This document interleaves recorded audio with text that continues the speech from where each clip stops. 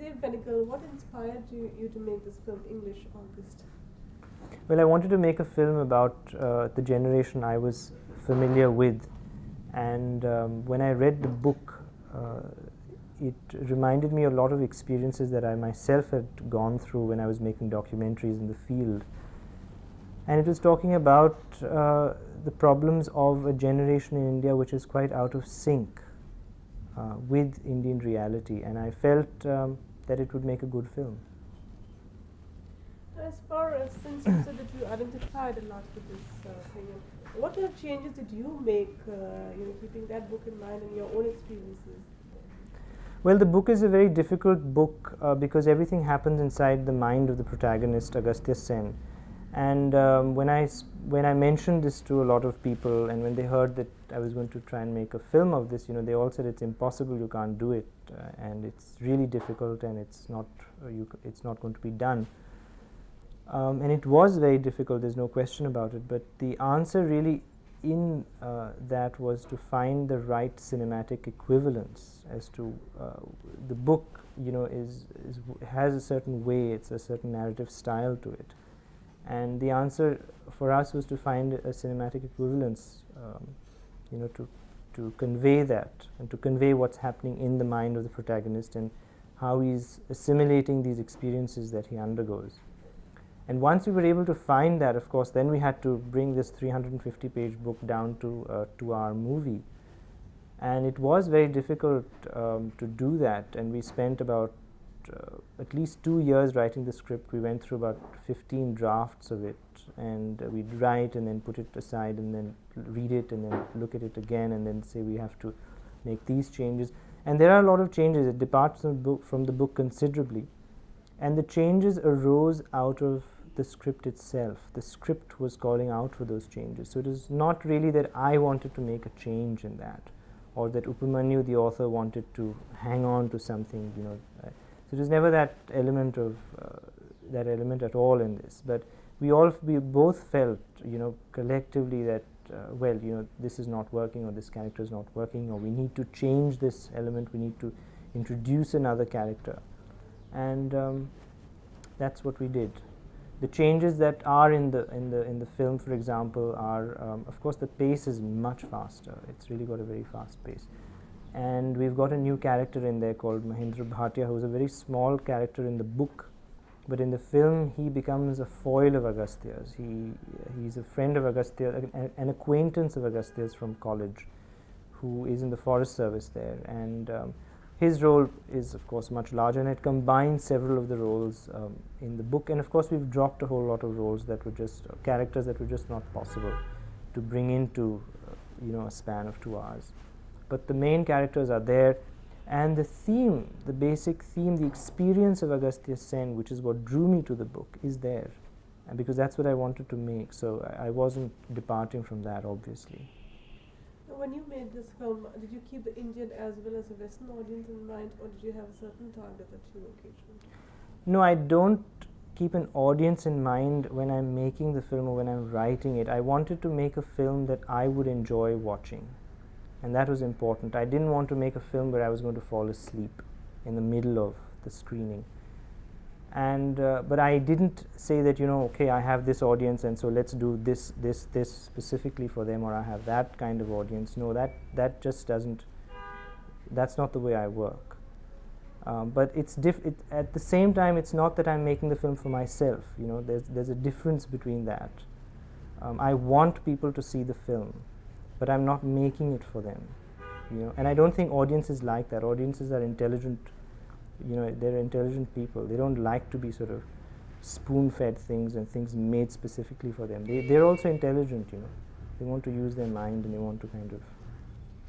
Tell us a little about the film, a little about the storyline of the film. It's about a young boy who finishes university. He's from an urban city, in this case Delhi. It could be any urban city in the world. His name is Agasthya Singh. He joins the civil service, and he's familiar with life in a big urban city. He's English speaking, English thinking, as we call him. He's grown up on a diet of Bob Dylan, rock, jazz, Western literature, and his entire cultural baggage is Western. And he's sent out for a year's training to a small town somewhere in Madna, somewhere in India, and in the film it's in South, it's a town called Madna. And it's about the year that he spends, the experiences of his coming of age, the people that he meets, and it's really a witty, humorous look at what it means to grow up in India in the 90s.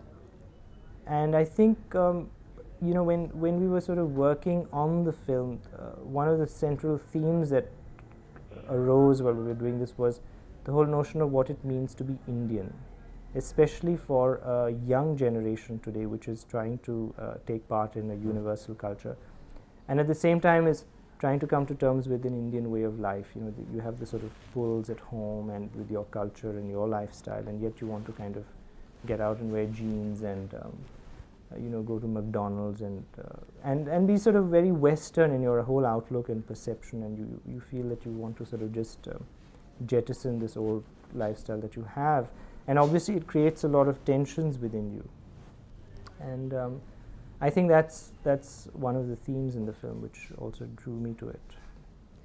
Now, your film has been selected for the International Film Festival. What do you think is the reason for the selection of this film? Because it's a good film. It's part of a section called Cinema of the World, and it's good, it's there.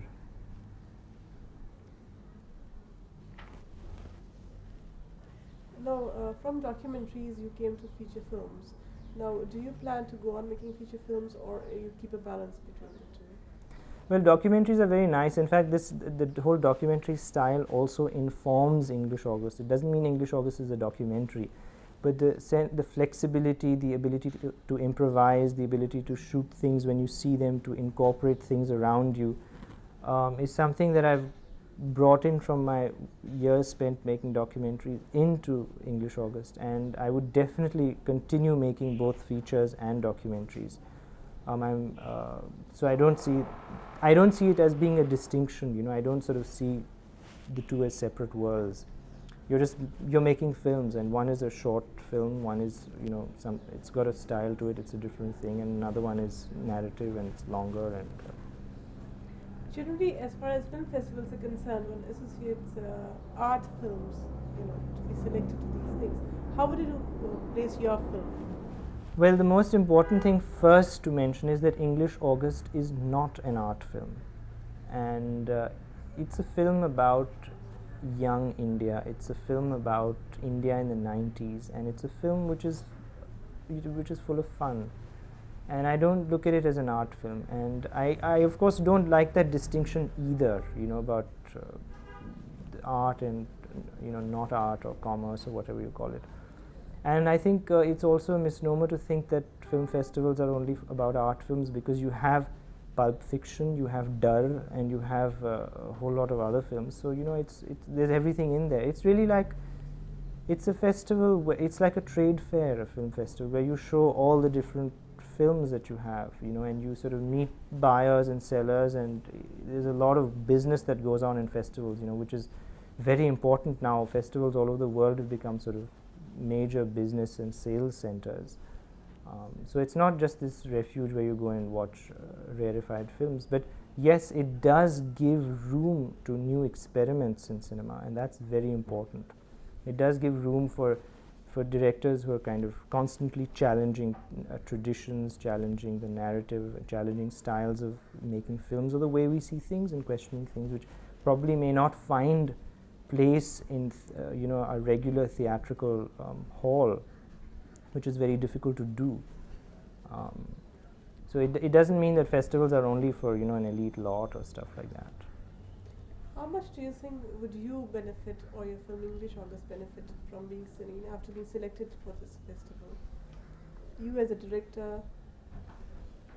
Well, that's a tough one, because we've been to a lot of festivals already. We are going to a whole lot more, and since the film is sort of being released now in France and Europe, and we're it's going to festivals in the US and England and all over the world. We are really looking for markets which are larger than Indian markets. The festival in India particularly, well, for one, at least Indians will get to see it.